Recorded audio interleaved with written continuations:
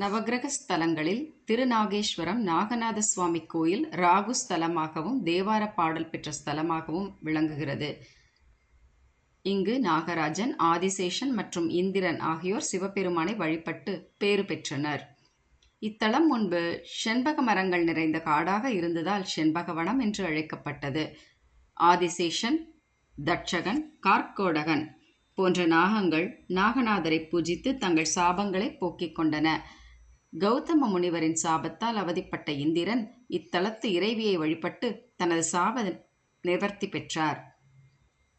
நவகிரகங்களில் ராகு பகவான் இங்கு தனிச்சந்நிதியில் காட்சியளிக்கிறார்.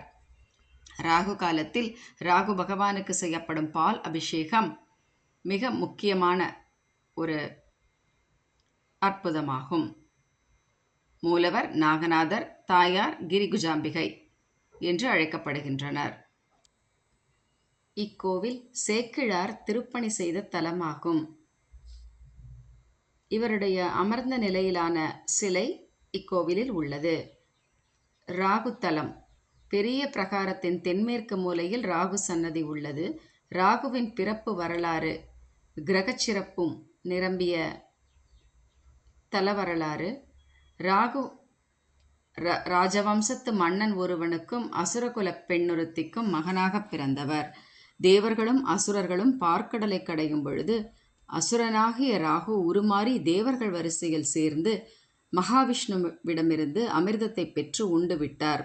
உண்மை அறிந்த மகாவிஷ்ணு உடனடியாக தலைப்பகுதியில் தனது அகப்பையால் அடிக்க அவர் உடல் வேறு தலைவேறாகி விழுந்தார்.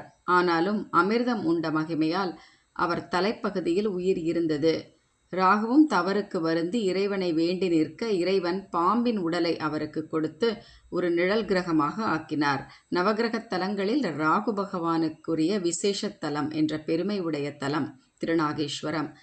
சிறந்த சிவபக்த கிரகமாகிய ராகு இங்கு மேன்மை பெற்று விளங்குகிறார். நாகவல்லி, நாகக்கண்ணி ஆகிய தன் இரு தேவிமாருடன் மங்கள ராகுவாக தனிக்கோவிலில் அமர்ந்து காட்சியளிக்கின்றார்.